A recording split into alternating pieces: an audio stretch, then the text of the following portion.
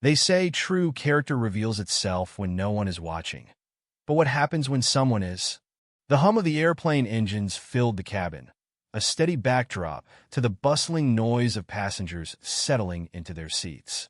Mark Caldwell sat quietly in his aisle seat, his sharp blue eyes fixed on the screen of his phone. To anyone watching, he looked like an ordinary traveler, gray hoodie, noise-canceling headphones slung around his neck, a nondescript carry-on tucked beneath his seat. But Mark wasn't ordinary.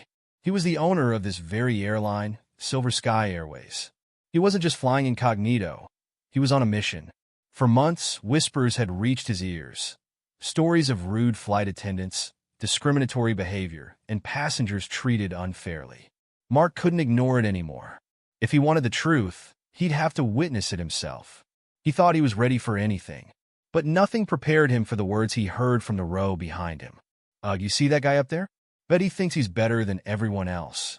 The voice belonged to a man, loud and condescending. His companion, a woman, snickered before chiming in. People like that don't belong in first class. I mean, look at him. Probably used someone else's credit card to buy his ticket. Mark froze. The words hit him like a punch to the gut. They weren't talking about him, but about the young man sitting across the aisle. The target of their disdain looked barely 25, his skin a deep caramel brown, his clothes neat but casual.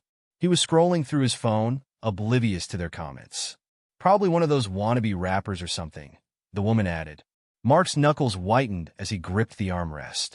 He had heard whispers of prejudice before, but to witness it in the flesh was something else. He couldn't decide what stunned him more, the audacity of the passengers or the fact that no one else seemed to notice. Mark turned slightly, angling his head just enough to catch a glimpse of the culprits. The man was middle-aged, dressed in a crisp button-down shirt that strained against his round belly. His wife wore an expensive-looking cardigan, her hair pulled into a tight bun. They looked so unassuming, like the kind of people you'd expect to see at a PTA meeting or a country club. And yet, their words dripped with malice. Mark's heart raced. He had been in boardrooms filled with sharp-tongued executives, had faced off against investors who doubted his vision for Silver Sky Airways. But this was different. This was raw, personal, and it was happening on his airline. As Mark turned back around, trying to compose himself, his thoughts spiraled. Should he intervene? How would they react if they knew who he was? His mind raced with questions, but the only thing he was certain of was this. He couldn't let it slide. It had all started innocently enough. Mark had boarded the flight earlier that day in Los Angeles, bound for Denver. He had no intention of drawing attention to himself. If anything, he had gone out of his way to blend in. At 41 years old, Mark had built Silver Sky Airways from the ground up, turning it into one of the most successful airlines in the country. But success came with its challenges. Over the past year, he had received a growing number of complaints about the treatment of passengers and crew. Mark had always prided himself on creating an airline where everyone felt valued. Whether they were in economy or first class, whether they were a business executive or a family traveling on a budget. So, when he started hearing these stories, he knew he couldn't ignore them. His assistant, Emma, had been skeptical when he first told her his plan to fly undercover. "Are you sure this is a good idea, Mark?" she had asked, raising an eyebrow. "You're not exactly low profile." "Exactly why I need to do this," he had replied. "I need to see the truth for myself." And so, he had booked a first-class ticket under the name Greg Hansen. No one, not the crew, not the other passengers, had any idea who he really was. For the first hour of the flight, everything had been uneventful. The crew was polite, the service smooth. Mark had even started to relax, thinking maybe the complaints were overblown. But then the couple behind him started talking. The young man across the aisle, their target, was named Jason Myers. Mark had overheard the flight attendant greet him earlier. Jason was soft-spoken, polite, and had smiled warmly as he took his seat. He had all the marks of someone who was simply minding his own business. But that didn't seem to matter to the couple behind Mark. "You know, people like him always expect special treatment," the man sneered. "Bet he'll be the first one to complain if something goes wrong." His wife laughed, a cold, sharp sound. "Well, maybe if he spent less time on his phone and more time working an actual job." Mark clenched his jaw. He couldn't believe what he was hearing. This wasn't just idle chatter. It was full-blown prejudice, out in the open. And worse, the flight attendants didn't seem to notice, or perhaps they chose to ignore it. Mark's mind raced as he considered his options. He couldn't confront them directly, not without revealing his identity. And he couldn't ignore it either. Doing nothing would make him complicit. Then, as if on cue, Jason shifted in his seat. He leaned toward the flight attendant, who was passing by, and asked for a glass of water. His voice was calm, but there was an edge of nervousness in his tone, as if he could feel the eyes of the couple behind him boring into his back. The man behind Mark let out an exaggerated sigh. See? Always asking for something. Mark's hands curled into fists. Enough was enough. Just as he was about to turn around, the flight attendant returned with Jason's water. But instead of handing it to him with a smile, she hesitated. Her eyes darted briefly to the couple behind Mark, and she placed the glass down with a curt nod, avoiding eye contact with Jason altogether. Mark's stomach dropped. Was she siding with him? Or was she too afraid to step in? This wasn't just prejudice from two passengers. This was something deeper, a culture, a mindset. And it was happening under his watch. Mark leaned back in his seat, his mind swirling with anger and disbelief. But just as he was formulating a plan, the woman behind him said something that made his blood run cold. You know, people like him shouldn't even be allowed in first class. They belong in the back of the plane. If they're lucky, Mark's heart pounded in his chest. He had heard enough. But as he began to turn around, ready to say something, a voice crackled over the intercom. Ladies and gentlemen, we'll be hitting some turbulence shortly. Please ensure your seatbelts are fastened. The timing was almost poetic. Turbulence, both literal and metaphorical, was coming. And Mark was right in the middle of it. What will Mark do next? Will he expose the couple for their behavior, or will he find another way to confront the situation? Mark's mind raced as the turbulence began to rattle the plane. The seatbelt sign blinked on, but it wasn't just the shaking cabin that had his pulse spiking. His anger burned hot beneath his calm exterior. Yet he knew he needed to tread carefully. This wasn't just about two passengers being rude or prejudiced. This was about uncovering a bigger issue, something that could potentially rot the core of what he had built. But what was the right move? Confronting them now might lead to a scene. He could already imagine the fallout. Passengers whispering, crew members panicking, and his cover blown. On the other hand, if he didn't step in, what message would that send? To Jason, to the other passengers, and even to himself? Mark stared straight ahead, his jaw tight. The couple behind him continued their hushed conversation, though now their words were muffled by the whir of the engines and the intermittent bumps in the air. Jason, sitting across the aisle, had taken out a pair of noise-canceling headphones, seemingly oblivious to the storm brewing just a few feet away. For now, Mark decided to wait. He would gather more information, observe the behavior of the crew, and decide the best course of action once they landed. But as much as he tried to focus on a rational plan, the echo of those words, people like him shouldn't even be allowed in first class, played over and over in his head. The turbulence passed after a few minutes, and the cabin settled back into a calm rhythm. Passengers returned to their conversations, flipping through in-flight magazines or scrolling on their phones. The flight attendants resumed their service, rolling carts down the aisles and offering drinks and snacks. Mark took a moment to study the crew. The lead flight attendant, a tall man in his late 30s named Aaron, seemed professional enough. He moved with practiced ease, his voice steady and polite as he interacted with passengers. But Mark couldn't shake the memory of how the other flight attendant, the one who served Jason, had hesitated. Was it nerves? Or was it something more sinister? Mark's thoughts were interrupted when the man behind him leaned forward, tapping the back of his seat. "Excuse me," the man said, his tone curt. "Can you push your seat up? It's making it hard for me to stretch my legs." Mark turned slightly, catching the man's gaze for the first time. His face was flushed, his expression smug. Mark hadn't even reclined his seat. It was upright, perfectly within the airline's regulations. But before he could respond, the woman chimed in. "Yeah, it's really inconsiderate," she said, her voice dripping with entitlement. "Some of us need space, you know." Mark took a deep breath, his grip on the armrest tightening. It was almost laughable, These people, so quick to criticize others, now trying to assert their dominance over something as trivial as seat positioning. He had dealt with difficult people before, investors, competitors, even some passengers, but this couple was on another level. "I'll keep it upright," Mark replied evenly, forcing a polite smile. "No problem." The man narrowed his eyes, as if searching for a reason to escalate the situation, but Mark held his gaze steady. Finally, the man leaned back with a huff, muttering something under his breath. Mark couldn't make out the words, but he didn't need to.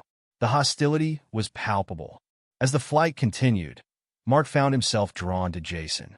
The young man was engrossed in his phone, occasionally typing messages or scrolling through what looked like photos. He seemed at ease, unaware of the scrutiny he had been under earlier.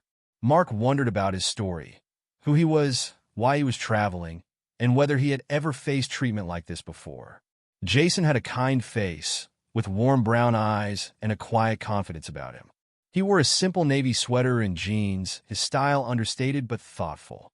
He could have been anyone: a student, a young professional, maybe even an entrepreneur. But to the couple behind Mark, he was nothing more than a stereotype, someone they had dismissed without a second thought. Mark's curiosity got the better of him.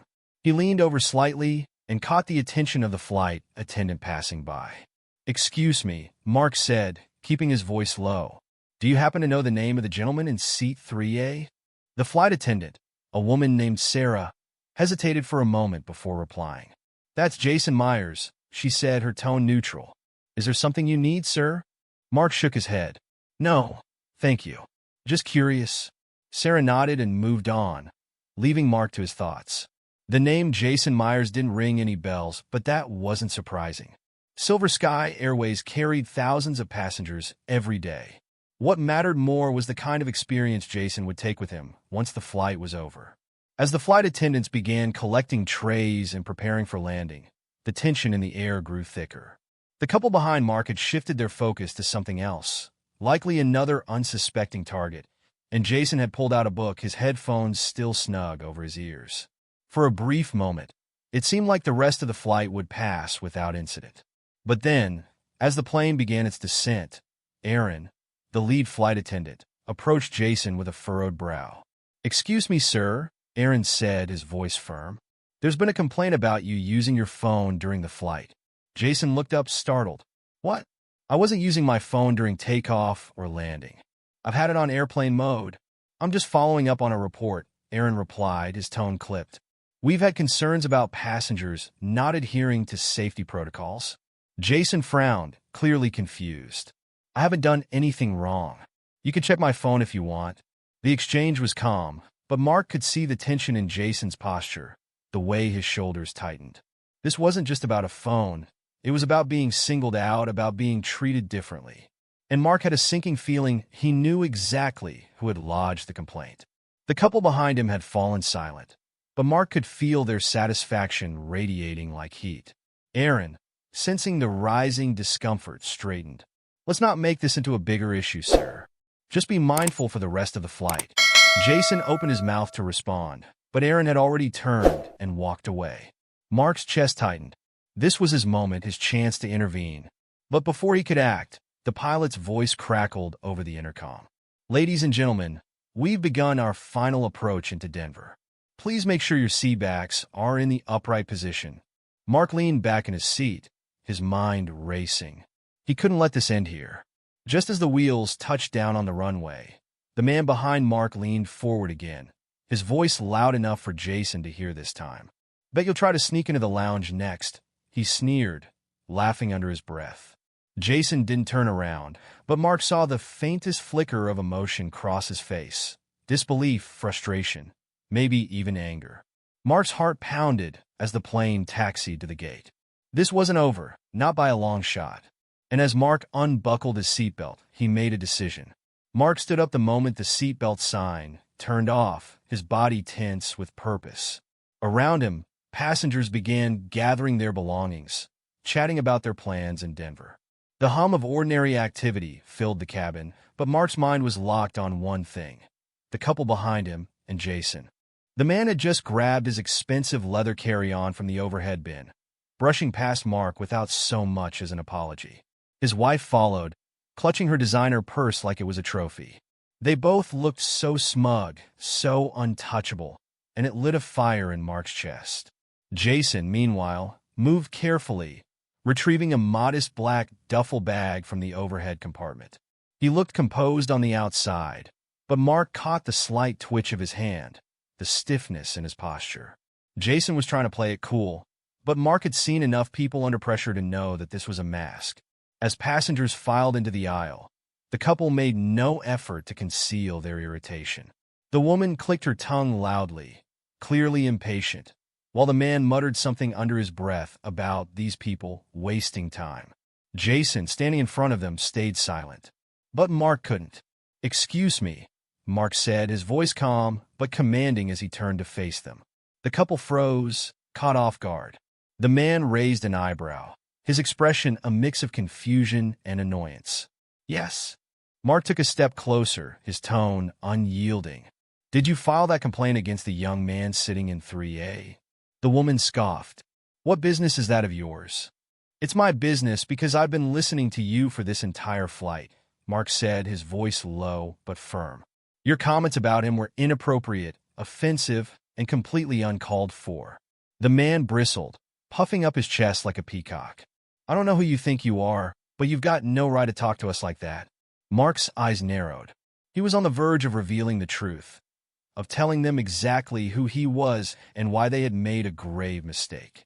But before he could, Jason stepped in. "Hey, it's okay," Jason said softly, placing a hand on Mark's shoulder. "It's not worth it." Mark turned to him surprised. Jason's expression was calm, almost resigned, but his eyes carried a weight that Mark couldn't ignore. It wasn't the look of someone who was afraid. It was the look of someone who had been through this before, too many times to count. "It is worth it," Mark said, his voice softening as he met Jason's gaze. "You shouldn't have to deal with this." Jason gave a small shake of his head, a faint smile tugging at the corner of his mouth. "Thanks, but I'm used to it." The words hit Mark like a punch to the gut. Used to it. How many times had Jason been judged, dismissed, or treated unfairly? How many times had he been forced to swallow his pride and move on?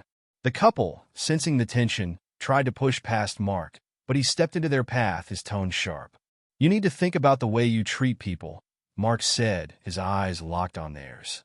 "Because one day you're going to say the wrong thing to the wrong person." The man smirked, clearly unimpressed. "Is that a threat?" "No," Mark replied, his voice cold as ice. "It's a promise." Before they could respond, the line began moving, and the couple shuffled down the aisle, their smug expressions faltering just slightly. Mark turned back to Jason, who was watching him with a mixture of curiosity and gratitude. "Thanks for that," Jason said, his voice quiet.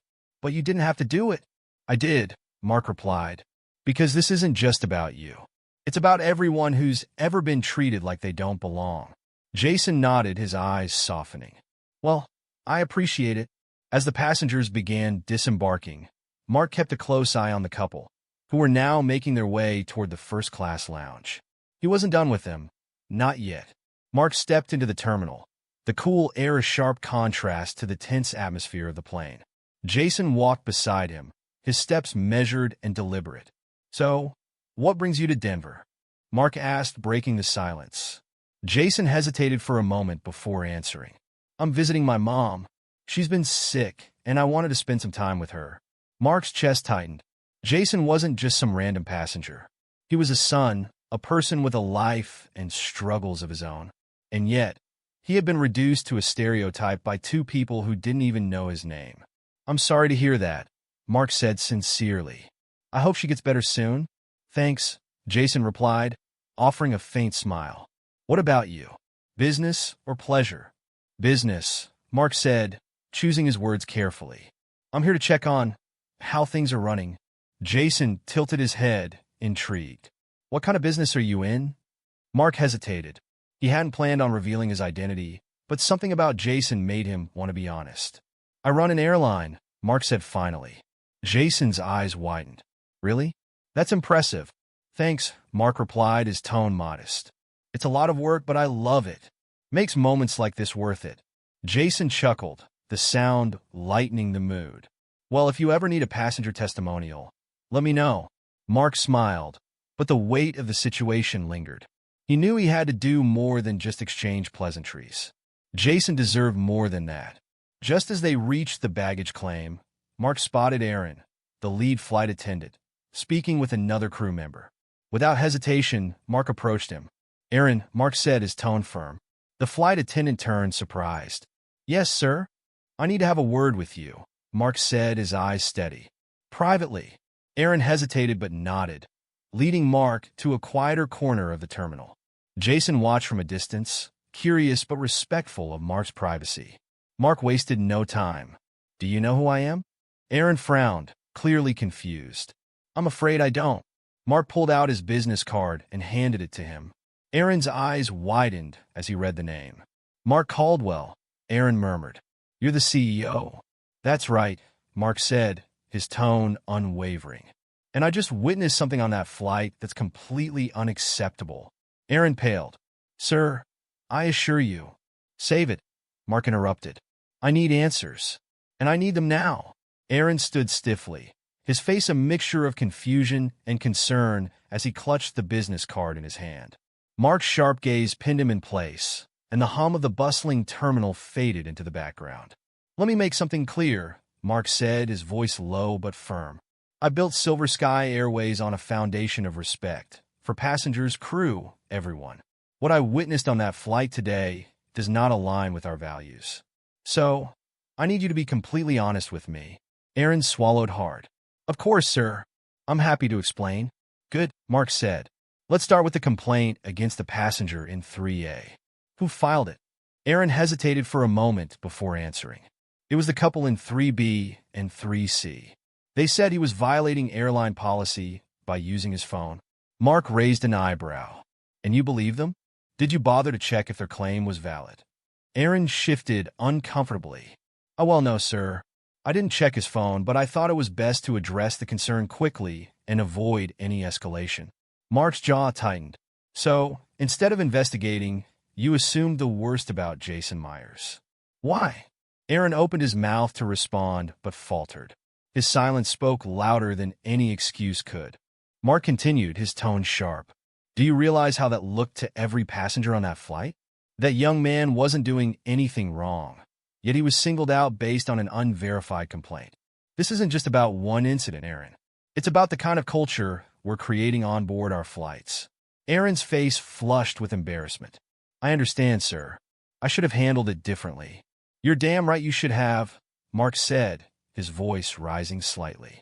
He took a deep breath, forcing himself to stay composed. "Listen, I'm not here to berate you. I want to fix this, but I need to know if this is an isolated incident or if it's part of a bigger problem. Are you aware of any similar complaints from other flights?" Aaron shook his head quickly. "Not that I know of, sir, but there have been rumors." Mark's eyes narrowed. "What kind of rumors?" Aaron hesitated, clearly uncomfortable. "Some crew members have mentioned passengers feeling unwelcome, especially in first class. There have been a few reports of, let's just say, less than friendly interactions." Mark's stomach sank. He had hoped this was an isolated event, a one-off incident caused by a couple of prejudiced passengers. But Aaron's words suggested otherwise.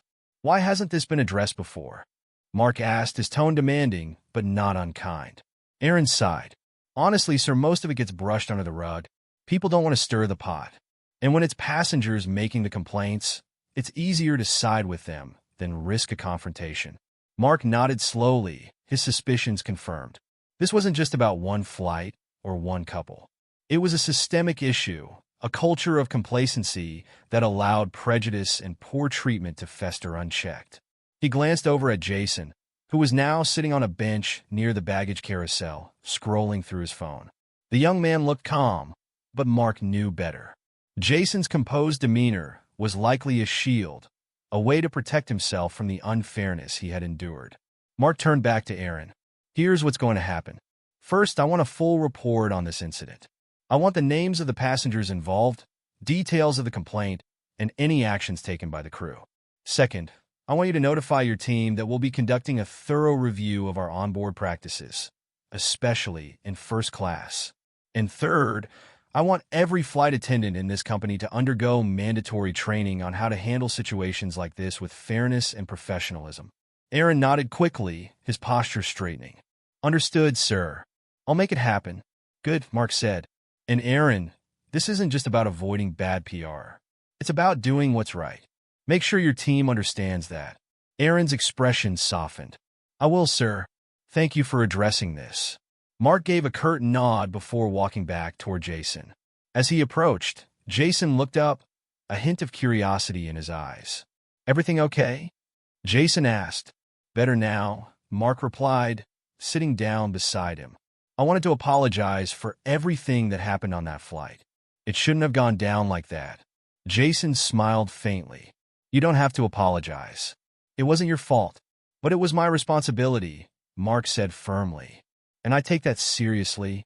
Jason studied him for a moment before nodding. Well, I appreciate it. Most people wouldn't have said anything. Mark chuckled. Most people don't own the airline. Jason blinked, caught off guard. Wait, you own Silver Sky? Guilty as charged, Mark said with a grin. And I promise you, what happened today won't happen again. Not on my watch. Jason shook his head in disbelief. I can't believe I've been talking to the CEO this whole time. I thought you were just a regular guy. I'm a regular guy, Mark said. I just happened to run an airline, and I needed to see what was really happening on my flights. Looks like I got more than I bargained for. Jason laughed, the tension in his shoulders easing slightly. Well, if nothing else, you've got a great story to tell. Mark smiled, but his mind was already racing with plans. He had seen the problem firsthand, and now it was time to take action. This wasn't just about fixing one flight or disciplining a couple of passengers. It was about creating a culture where everyone felt valued and respected, whether they were in the cockpit, the cabin, or seat 3A. As the luggage carousel began to whir, Mark stood and extended a hand to Jason. If you ever need anything at all, don't hesitate to reach out. Jason shook his hand firmly. Thanks, Mark. I mean it. Mark nodded, a sense of determination settling over him. This was just the beginning.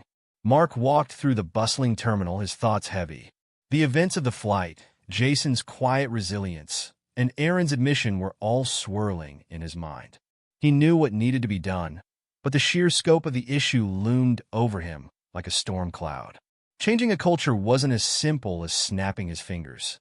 It would take time, effort, and accountability. As he stepped outside to catch a cab, his phone buzzed in his pocket. He glanced at the screen. It was Emma, his assistant. How was the flight? Emma asked as soon as he answered.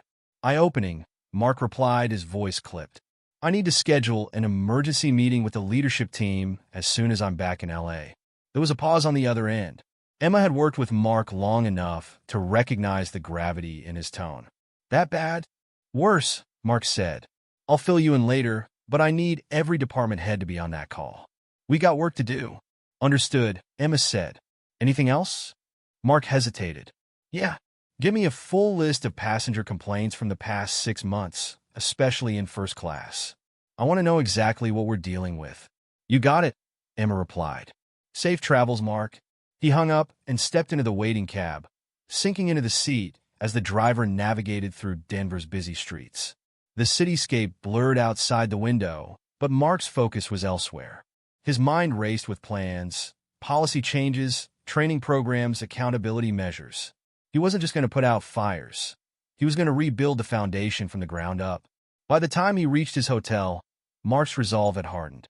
He spent the evening drafting notes, brainstorming solutions, and poring over passenger feedback on his laptop. He read stories of passengers who felt ignored, dismissed, or outright disrespected. Each one felt like a personal failure, a reminder of how far Silver Sky had strayed from his vision. But one story in particular stood out. It was from a young woman who had been traveling with her elderly father. She had written about how the crew had gone above and beyond to accommodate them, making sure her father was comfortable and cared for during the flight. The story was a glimmer of hope, a reminder that the values Mark had instilled were still alive in some corners of the airline. He made a note to find out which crew members were on that flight. They deserve recognition, and their behavior needed to be the standard, not the exception. The next morning, Mark arrived at Silver Sky's Denver office for a surprise visit. The regional managers had no idea he was coming, and that was exactly how he wanted it. If there were cracks in the system, he needed to see them unvarnished. The office was a hive of activity, with employees buzzing between desks and conference rooms. Mark kept his presence low-key, observing from the sidelines as he made his way to the manager's office. Megan Donovan, the regional operations manager, looked up in surprise when Mark knocked on her open door. "Mr. Caldwell," she said, standing quickly. "I didn't know you'd be in Denver." "Neither did I," Mark replied with a faint smile. "Mind if I sit?" "Of course," Megan said, gesturing to the chair across from her desk. She looked slightly nervous, though she tried to mask it.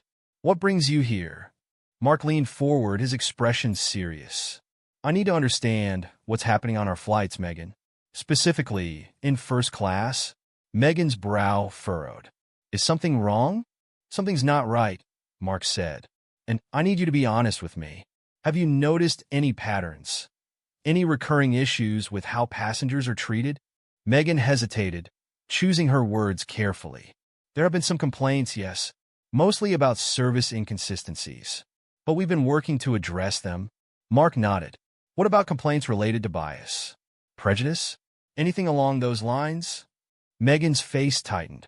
"There have been a few, but they're not always easy to prove. It's often one passenger's word against another's." "And how do you handle those situations?" Mark pressed. "We try to de-escalate," Megan said. "Our priority is keeping the peace and maintaining the passenger experience." Mark frowned. "At what cost?" Megan looked down, her expression conflicted. "I know it's not a perfect system, but we're doing our best." "Your best isn't good enough," Mark said, his tone firm, but not unkind. "We can't afford to sweep these issues under the rug. Every time we ignore a problem, we send a message that this kind of behavior is acceptable. And that's not the message I want Silver Sky to send." Megan nodded, her shoulders slumping slightly. "What do you need from me?" "First, I need full transparency," Mark said. "I want every complaint from this region on my desk by the end of the week. And I want you to start tracking incidents related to bias. Every single one. Second, I need you to make it clear to your team that this isn't just about customer service. It's about values. If someone on your team isn't upholding those values, they need to be held accountable." "I understand," Megan said. "I'll make it happen." "Good," Mark said, standing. "Because this is just the beginning." As Mark left the office, he felt a flicker of hope. Megan seemed genuinely committed to making changes, and that was a start. But there was still so much work to be done. That evening, he received a text from Jason. "Hey, Mark, just wanted to say thanks again for what you did. It meant a lot." Mark smiled and typed a quick reply. "You don't need to thank me, Jason. You deserve better. Let's grab coffee the next time you're in LA. I'd love to hear more about your story." Jason's response came almost immediately. "Deal." Mark put his phone down, a sense of determination settling over him. This wasn't just about fixing problems or avoiding bad press. It was about creating an airline that truly lived up to its name. A Silver Sky, where everyone could fly with dignity and respect. And he wasn't going to stop until he got there. Mark returned to Los Angeles with a renewed sense of purpose, but also the weight of knowing that change was never easy. Silver Sky Airways had grown from a small regional airline into a massive enterprise, and with that growth came inevitable cracks in its foundation. Those cracks had widened over the years, and now they were threatening to undermine everything Mark had worked so hard to build. The morning after his return, Mark called an emergency leadership meeting. His executive team filed into the sleek conference room one by one, exchanging curious glances. They were used to Mark's intensity, but there was a quiet urgency in his demeanor today that set everyone on edge. When the last person had taken their seat, Mark stood at the head of the table, his gaze sweeping across the room. "We need to talk," he began, his tone firm. "Something happened on a flight I took this week that's made it clear we have a serious problem, one that we can't afford to ignore." The room fell silent. Mark recounted the incident in detail. The couple's behavior, Jason's quiet dignity, and the flight crew's failure to step in. He didn't sugarcoat anything, laying bare the cultural issues that had taken root in Silver Sky. "This isn't just about one flight," Mark continued. "It's about a pattern, a culture of complacency that's allowed prejudice and disrespect to go unchecked. And as much as it pains me to say this, we're all responsible for it. The executives shifted in their seats, some nodding in agreement, others avoiding eye contact. Mark could see the discomfort on their faces, but he pressed on. We've spent years building a reputation as an airline that cares about its passengers and its crew, he said. But that reputation means nothing if we don't back it up with action. So, here's what we're going to do. Mark outlined his plan. Mandatory bias training for all employees, from flight attendants to corporate staff. A new reporting system for passenger complaints, with an emphasis on transparency and accountability. Regular audits of onboard behavior, conducted by undercover evaluators like himself. And perhaps most importantly, a shift in the company's values to prioritize empathy and respect above all else. This won't be easy, Mark admitted. We're going to face resistance, both internally and externally. But if we're serious about being the best airline in the industry, we have to lead by example. The room was quiet for a moment, and then Emma, his assistant, spoke up. I think this is the right move, she said. But it's going to take more than policies and training. We need to show people that we mean it, that this isn't just a PR stunt. Mark nodded. You're absolutely right, which is why I'm personally committing to this effort. I'll be on the front lines, meeting with employees, listening to passengers, and holding us accountable. This isn't just about fixing a problem. It's about setting a standard. The executives began to murmur among themselves, their initial hesitation giving way to cautious optimism. Mark could see the shift in their expressions, a spark of belief that maybe, just maybe, they could turn things around. Over the next few weeks, Mark threw himself into the effort. He met with flight attendants, ground crew, and corporate staff, listening to their concerns and gathering feedback. He made a point of sitting down with employees from all backgrounds, ensuring that every voice was heard. Jason, true to his word, came to visit Mark in L.A. They met at a coffee shop near Silver Sky's headquarters, and Mark was struck once again by Jason's quiet strength and humility. So, Mark said as they sat down with their drinks, tell me more about you. What do you do when you're not flying around the country? Jason smiled. I'm a software engineer. I work for a small startup that develops educational apps for kids. Mark raised an eyebrow. Impressive. What made you get into that field? My mom, Jason said, his expression softening. She's a teacher, and I grew up watching how much she cared about her students. I wanted to do something that could make a difference, the way she does. Mark nodded, his respect for Jason growing with each passing moment. And your mom? How's she doing? Jason hesitated, his smile fading slightly. She's hanging in there. The treatments have been tough, but she's a fighter. Mark reached across the table, his hand resting briefly on Jason's. If there's anything I can do to help, let me know. Thanks, Jason said, his voice quiet. That means a lot. Their conversation shifted to lighter topics, but Mark couldn't shake the feeling that Jason's story was a microcosm of something bigger. He represented all the passengers who had been overlooked, dismissed, or mistreated, not just on Silver Sky flights, but in life. And it was up to Mark to ensure that his airline became a place where people like Jason felt valued and respected. Back at headquarters, the first wave of changes was already underway. Flight attendants began their bias training sessions, led by experts in diversity and inclusion. The new complaint reporting system was rolled out, complete with anonymous submissions and real-time tracking. And Mark personally recorded a video message for all employees, outlining his vision for a more inclusive, respectful Silver Sky. The response was overwhelmingly positive. Employees who had felt silenced or ignored finally had a platform to speak up. Passengers began noticing subtle changes in the way they were treated on board. And while there were still challenges to overcome, Mark felt a renewed sense of hope. But not everyone was on board with the changes. Mark received an email from one of his regional managers, a terse message questioning the need for bias training and calling it a waste of resources. The message was a stark reminder that not everyone shared his vision, and that some would resist progress at every turn. Mark drafted a response, his words measured but firm. He made it clear that the changes were non-negotiable and that anyone unwilling to uphold Silver Sky's values had no place in the company. As he hit send, Mark felt a surge of determination. The road ahead would be difficult, but he wasn't backing down. This was about more than running a successful airline. It was about doing the right thing, no matter the cost. In the weeks that followed, Mark's efforts began to pay off. Passengers like Jason started sharing their stories, praising the improvements they had noticed on recent flights. Crew members who had once been hesitant to speak up now felt empowered to report incidents and hold their peers accountable. But Mark knew the work was far from over. True change took time, and there would be setbacks along the way. Still, he was ready for whatever came next.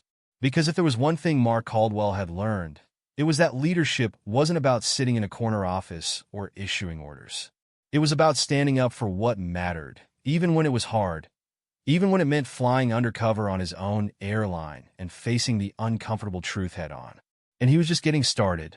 Mark sat in his office late one evening, surrounded by the quiet hum of the city outside his window. The day had been productive but grueling, a whirlwind of meetings, progress reports, and difficult conversations. Despite the progress Silver Sky was making, resistance from certain pockets of the company persisted. The email he'd received from the regional manager weeks ago wasn't an isolated incident. Mark had uncovered subtle, ingrained biases within the organization, some from passengers, but more alarmingly, some from employees. It was clear that while policies and training were vital, they weren't enough on their own. Culture change had to start at the top, and Mark was prepared to lead the charge. He leaned back in his chair, letting his thoughts drift to Jason. The young man had emailed him a few days earlier to update him on his mother's health. The treatments were working, but the road to recovery was long. Jason had thanked Mark for their coffee meeting, saying it had reminded him that there were still people willing to fight for fairness. Mark smiled faintly, the memory warming him as he turned his attention back to the task at hand. He was reviewing the first quarter's data from the new complaint tracking system. The results were both enlightening and frustrating. While reports of bias and poor treatment had increased, a sign that passengers felt more empowered to speak up, there was a troubling trend. Some of the same crew members' names appeared repeatedly in the complaints. These individuals weren't necessarily overtly disrespectful, but their behavior suggested a lack of empathy or awareness that could easily escalate into larger issues.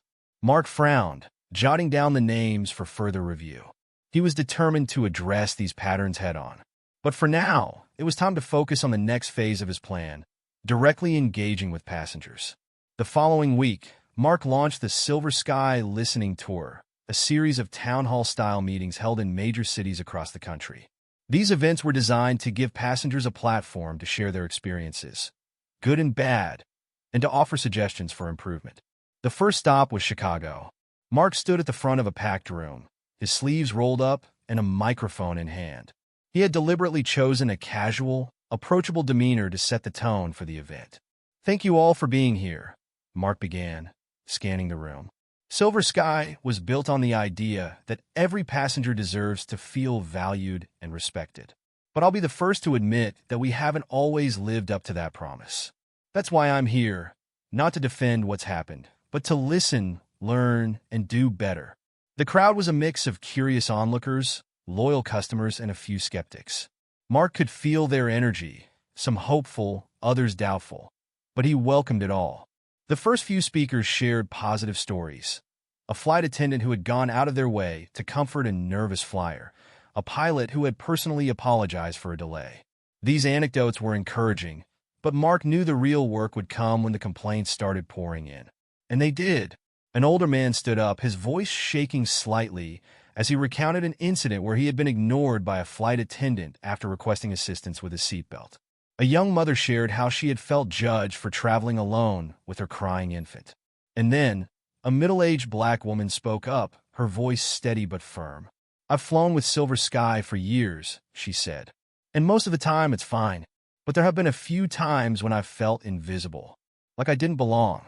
The crew wasn't rude, exactly, but they weren't friendly either. And when I see other passengers being treated with warmth and kindness, it's hard not to wonder, what's different about me?" Her words hung in the air, a quiet challenge that Mark felt in his bones. He nodded, his expression thoughtful. "Thank you for sharing that," he said. "I can't imagine how that must have felt, but I want you to know that we're committed to addressing this. No one should ever feel invisible on one of our flights." The woman nodded, her gaze softening slightly, but Mark could tell she was reserving judgment. And he didn't blame her. Words were easy. Action was what mattered. After the meeting, Mark stayed behind to speak with passengers one-on-one. The black woman, whose name was Angela, approached him near the end of the event. "Do you really think you can change this?" she asked, her tone skeptical but not unkind. "I don't think," Mark replied. "I know, but I also know it's going to take time. And people like you, who are willing to speak up and hold us accountable, are a big part of that." Angela studied him for a moment before offering a small smile. "Well, I hope you're right, because I'd like to keep flying with Silver Sky." "Me too," Mark said, shaking her hand. As the listening tour continued, Mark's understanding of the challenges deepened. Passengers weren't just upset about isolated incidents. They were frustrated by patterns of behavior that made them feel unwelcome or undervalued. These issues were often subtle, microaggressions, dismissive tones, unconscious biases, but their impact was profound. Mark knew that changing the company's culture wouldn't happen overnight, but he was committed to the journey. He also knew he couldn't do it alone. He needed allies both within the company and outside of it. Back at headquarters, Mark convened a meeting with Emma and a few trusted members of his leadership team. "We're making progress," Mark said, "but we need to take it a step further. I want to create a passenger advisory board. Real people from diverse backgrounds who can give us honest feedback and help us stay accountable." Emma nodded. "That's a great idea. How will we select the members?" Mark thought for a moment. "We'll start by reaching out to some of the people who've shared their stories during the listening tour. And I want Jason Myers on that board." Emma raised an eyebrow. "The guy from your flight?" Mark nodded. "He's exactly the kind of person we need, someone who's experienced the problems firsthand and can help us see things from a different perspective." Emma smiled. "I'll make it happen." The following week, Mark called Jason with the offer. Jason was initially hesitant. He wasn't sure what he could contribute, but Mark assured him that his voice was exactly what the airline needed. "I'm in," Jason finally said. "Let's do it." Mark hung up, feeling a sense of satisfaction. The advisory board was just one piece of the puzzle, but it was an important one.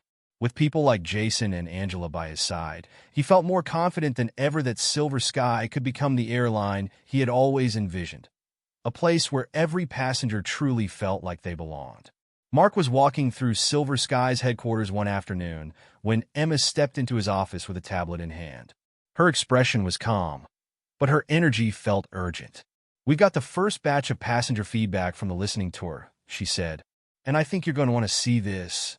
Mark gestured for her to sit as he leaned forward, curiosity piqued. Emma handed him the tablet, and he began scrolling through the compiled reports. The feedback was raw and unfiltered, a mix of praise, suggestions, and stark criticisms. Some stories reflected the improvements already underway. Passengers praising the more attentive cabin crew and the warmer atmosphere on recent flights. But the complaints were where Mark's focus lingered. They revealed recurring issues, dismissive attitudes from certain crew members, inconsistent service levels, and an alarming number of incidents where passengers felt targeted because of their race, gender, or background. Mark let out a slow breath. While the feedback confirmed what he already suspected, it was one comment in particular that made his stomach twist. It came from a passenger on a flight just a few days prior. "The crew treated me like I didn't exist until the man in first class started complaining on my behalf. If he hadn't stepped in, I don't think I would have even gotten a glass of water." "Do we know who this passenger is?" Mark asked Emma. Emma nodded. "Yes, her name is Sophia Banks. She's based in Atlanta. I've already reached out to her, and she's agreed to a call." Mark was impressed. "Good work. Let's schedule that as soon as possible." The next day, Mark dialed Sophia's number from his office. When she answered, her voice was polite but hesitant, as if she wasn't quite sure what to expect. "Hi, Sophia," Mark said. "This is Mark Caldwell from Silver Sky Airways. Thank you for agreeing to speak with me." "Of course," she replied. "I wasn't expecting to hear from the CEO, though. I make it a point to follow up personally on issues like this," Mark said. "I read your feedback, and I wanted to hear more about your experience directly from you." Sophia hesitated for a moment before launching into her story. She described how she had felt invisible throughout the flight, ignored by the crew, while the other first-class passengers received attentive service. It wasn't until another passenger, a businessman seated nearby, had called out the disparity that the crew finally acknowledged her. It was humiliating, Sophia said, her voice tight. I paid the same as everyone else in that cabin, but I was treated like I didn't belong. And it wasn't just one person. It felt like the whole crew was in on it. Mark's jaw tightened. He could hear the pain in her voice, and it only deepened his resolve. Sophia, I'm so sorry you went through that, he said. That's not the kind of experience we want for any of our passengers, and I promise you we're taking steps to make sure this doesn't happen again. I hope so, Sophia said, because it's not the first time something like this has happened to me. It's just the first time I decided to speak up. Mark's stomach twisted. How many other passengers had similar stories but hadn't said a word? I appreciate you speaking up, he said. Your feedback is helping us fix these issues. And if you're open to it, I'd like to invite you to join our new passenger advisory board. Your perspective would be invaluable. Sophia was quiet for a moment before responding. I'd be interested, she said finally. If it means helping make things better, count me in. Thank you, Mark said, relief washing over him. I'll have him send you the details. With Sophia on board, the advisory panel was starting to take shape. In addition to Jason, Angela, and a few other passengers who had shared impactful stories, Mark made sure to include a wide range of voices. The panelists came from different backgrounds, professions, and regions, each bringing their unique perspective to the table. The first meeting was held virtually, with Mark leading the session from the conference room at Silver Sky's headquarters. The panelists introduced themselves, sharing their stories and reasons for joining the board. Jason spoke about his experience on Mark's flight. Angela described the subtle biases she'd encountered over the years, and Sophia recounted her recent ordeal. Mark listened carefully, taking notes as the panelists offered insights and suggestions. One of the most common themes was the need for more accountability, not just for crew members, but for the airline as a whole. We need to feel like our feedback actually matters, Sophia said. It's one thing to hear someone say they're sorry, but it's another to see real changes being made. Angela nodded in agreement. Exactly. Words are nice, but actions are what count. Mark took their words to heart. After the meeting, he stayed behind in the conference room, jotting down ideas for how to translate the panel's feedback into tangible action. He was determined to prove to them, and to every passenger, that their voices were being heard. Meanwhile, Mark's leadership team was working on implementing the new training programs and accountability measures. Emma kept him updated on the progress, but there were still challenges to overcome. Some employees were resistant to change, viewing the new policies as unnecessary or intrusive. Mark knew he had to address this resistance head-on. He scheduled a company-wide town hall to speak directly to the employees and reinforce the importance of the changes. Standing in front of a camera in the auditorium, with the live stream broadcasting to Silver Sky employees around the world, Mark spoke from the heart. I know change is hard, he said. I know some of you may be wondering why we're making such a big deal about this. But let me ask you this. How would you feel if you were treated the way some of our passengers have been treated? How would you feel if your dignity was dismissed? Or if you were made to feel like you didn't belong? He paused, letting the weight of his words sink in. This isn't just about improving customer service. It's about being decent human beings. It's about living up to the values we claim to stand for. And if you can't get behind that, then maybe Silver Sky isn't the place for you. The message was clear, and the reaction was mixed. Some employees felt inspired, while others bristled at the bluntness of Mark's words. But he wasn't here to win a popularity contest. He was here to make a difference. A few weeks later, Mark boarded another flight undercover. This time, the atmosphere was different. The crew was attentive, the service warm and professional. Passengers of all backgrounds were treated with equal care and respect. It was a glimpse of the future Mark was working toward, and it gave him hope that real change was possible. But he also knew that one good flight didn't mean the work was done. There was still a long way to go. As the plane soared through the sky, Mark gazed out the window, a quiet determination settling over him. Silver Sky was on the path to becoming the airline he had always envisioned. And this time, there was no turning back. Mark's undercover flight had been an encouraging glimpse of progress, but it also served as a reminder. One good experience wasn't enough. The systemic issues at Silver Sky had taken years to develop, and undoing them would require constant vigilance. Back at headquarters, Mark gathered his leadership team to discuss the next steps. The passenger advisory board was active and providing valuable feedback, but now it was time to shift the focus to the employees. Mark was convinced that true change would only come when every member of the Silver Sky team, from pilots to ground crew, embraced the company's renewed commitment to fairness and respect. "We need to hear from our employees, just like we've been hearing from our passengers," Mark said, addressing the group. "If there are issues within our culture, we can't fix them unless we know what they are." Emma nodded. "What about an anonymous employee survey? Something that allows them to be completely honest without fear of retaliation." "I like it," Mark said. "But let's take it a step further. I want to hold focus groups with employees from every department, flight crews, customer service, maintenance, you name it. We need to make it clear that their voices matter just as much as our passengers do." The team got to work, and within days, the surveys and focus groups were underway. Mark personally attended several of the sessions, sitting quietly as employees opened up about their experiences. Some of the stories were heartening. Employees who loved their jobs and felt supported by their teams. But others were troubling, revealing deep-seated frustrations and, in some cases, toxic behaviors. One flight attendant, a woman named Lisa, shared her experience during a focus group in Dallas. "There's this unspoken rule among some of the crew," Lisa said. "If a passenger is difficult or doesn't fit the vibe, we just ignore them. We're told to keep it moving and not waste energy on people who aren't worth the effort." Mark's heart sank. "Who tells you that?" he asked gently. Lisa hesitated, her eyes flickering to the other attendants in the room. "It's not official," she said. "It's more like a culture thing. Something you pick up on?" Mark nodded, his mind racing. This wasn't about a single bad apple. It was a systemic issue, rooted in attitudes and behaviors that had gone unchecked for too long. Later that week, Mark met with Emma to discuss the survey results. As expected, the feedback was a mixed bag. Many employees appreciated the recent changes and felt optimistic about the company's direction. But others were resistant, dismissing the new policies as overkill or unnecessary. "It's clear we got a divide," Emma said, scrolling through the data. "The majority of employees are on board with the changes, but there's a vocal minority pushing back." Mark nodded.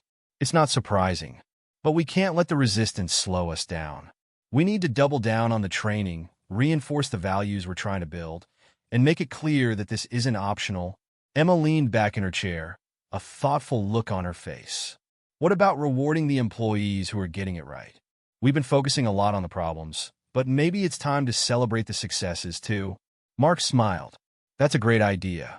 Let's create a recognition program for employees who go above and beyond to embody our values.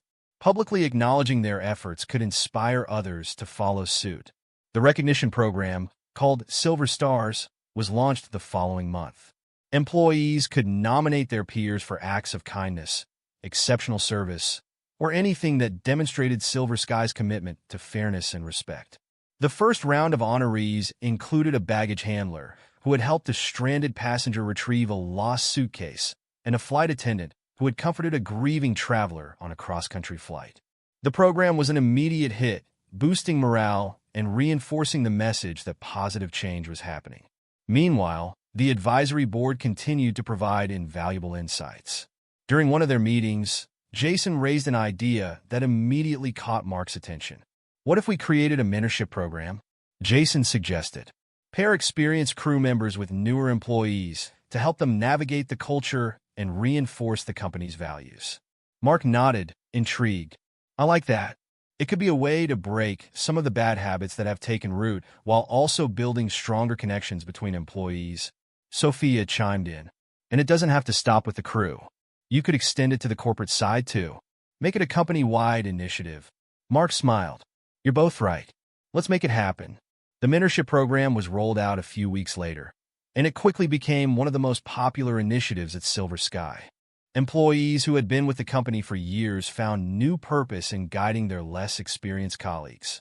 while newer hires felt supported and encouraged. The program also served as a bridge between the old culture and the new, creating opportunities for employees to learn from one another and build a stronger sense of community. Despite the progress, Mark knew there was still work to be done. One morning, as he was reviewing the latest passenger feedback, Emma walked into his office with an update. "You're not going to believe this," she said, handing him a report. "Our passenger satisfaction scores are the highest they've been in 5 years." Mark's eyebrows shot up. "Seriously?" Emma nodded. "The changes we've made are paying off. Passengers are noticing the difference." Mark felt a surge of pride, but he tempered it with caution. "That's great news, but we can't get complacent. We've made progress. But this isn't the finish line." Emma smiled. "I didn't think you'd say anything else." Mark chuckled, but his expression quickly turned serious. "There's one more thing I want to do," he said. "We need to create a public report, a full account of everything we've done to address these issues. Transparency is key if we want to rebuild trust." Emma nodded. "I'll start drafting it." By the end of the year, Silver Sky released its first-ever commitment to fairness report. The document outlined the steps the airline had taken to address bias, improve service, and create a more inclusive culture. It also included testimonials from passengers like Jason and Sophia, as well as employees who had witnessed the changes firsthand. The report was well-received, earning praise from passengers, industry experts, and even some skeptics who had doubted Silver Sky's commitment. For Mark, it was a milestone, not just for the company, but for himself. He had set out to uncover the truth about his airline, no matter how uncomfortable it might be. And while the journey was far from over, he felt confident that Silver Sky was finally on the right path. Mark stood on the tarmac at Los Angeles International Airport, watching as a Silver Sky Airways plane taxied into the gate. The bright logo on the tail shimmered in the midday sun, a symbol of everything the airline had achieved, and everything it was still striving to become. It had been a long road since that fateful Undercover flight. The changes Mark had implemented weren't just policies on paper. They had become woven into the fabric of Silver Sky. The Passenger Advisory Board was thriving, the mentorship program was reshaping company culture, and employees were beginning to take real pride in their work. Yet, Mark knew there was no such thing as a perfect airline. Improvement was a journey, not a destination. As passengers began disembarking, Mark turned his attention to a familiar face stepping off the plane. Jason Myers, now a regular member of the advisory board, smiled when he spotted Mark. They had planned to meet today to review the latest round of passenger feedback, but seeing Jason in person always brought Mark a sense of grounding. "Welcome back," Mark said, shaking Jason's hand. "How was the flight?" Jason grinned. "Honestly, it was great. Crew was friendly, service was smooth, and I didn't feel like anyone was watching me out of the corner of their eye." "That's progress." Mark laughed. "That's the kind of feedback I like to hear." They made their way to a nearby conference room, where Emma and a few other members of the advisory board were waiting. Sophia Banks was among them, her confidence and candor a constant reminder of why Mark had started this journey in the first place. Angela had also flown in for the meeting, her calm wisdom a steadying presence. The group dove into their discussion, reviewing the latest passenger survey results. The numbers were encouraging, satisfaction scores continued to climb, and complaints related to bias or mistreatment had dropped significantly. But there were still areas to improve, particularly in maintaining consistency across all flights. "I think we're on the right track," Angela said, her tone thoughtful. "But we can't let up. The moment we start thinking the work is done, that's when things start slipping again." Mark nodded. "You're absolutely right. That's why I want to focus on sustainability, making sure these changes aren't just a phase, but part of who we are as a company." Jason leaned forward. "One thing we should consider is how we share these successes with passengers. It's great that satisfaction scores are up, but how do we show people that we're listening to them, not just behind the scenes, but in a way they can see and feel?" Sophia chimed in. "Maybe we could start sharing specific stories, examples of how the crew went above and beyond, or how passenger feedback directly led to improvements." Emma smiled. "I love that. It could be part of our in-flight magazine, or even a section on the website." Mark nodded, scribbling down notes. Let's make it happen. As the meeting wrapped up, the group lingered for a moment, reflecting on how far they had come. Sophia turned to Mark, her expression thoughtful. You know, she said, when I first joined this board, I wasn't sure if anything would actually change. But you've proven me wrong. It's clear you're not just in this for show. You really care? Mark smiled, his voice quiet but firm. I care because it's personal. I've seen what happens when people are treated unfairly, and I won't let that happen on my airline. Not if I can help it. Sophia nodded, her respect for Mark evident. Well, you got my support. Whatever comes next, I'm in. Same here, Jason added. This isn't just your fight, Mark. It's ours too. Mark looked around the room, his heart swelling with gratitude. The people sitting here weren't just advisors or board members. They were allies, partners in a mission that had become bigger than any one person. Later that evening, Mark found himself sitting in his office, staring out at the city lights. The day had been a good one, but he couldn't shake the feeling that there was still more to do. He thought back to the couple from his undercover flight, the ones who had sparked this entire journey. He had never revealed his identity to them, nor had he confronted them directly. Part of him had always wondered if he should have. But as he reflected on everything that had happened since, Mark realized something important. The couple had been a symptom, not the cause. The real problem had been the culture that allowed their behavior to go unchecked. And that was what he had worked so hard to change. For the first time in months, Mark felt a deep sense of peace. Silver Sky wasn't perfect, but it was better. And as long as he was at the helm, it would keep getting better. A few weeks later, Mark boarded another Silver Sky flight, this time not undercover. As he settled into his seat, the flight attendant greeted him warmly, offering him a drink and a smile. The atmosphere on the plane felt different, lighter, more welcoming. Passengers chatted easily with one another, and the crew moved through the cabin with genuine warmth. Mark leaned back in his seat, letting the hum of the engines wash over him. For the first time in a long time, he felt like he was exactly where he was meant to be. Silver Sky was soaring again, and the horizon had never looked brighter.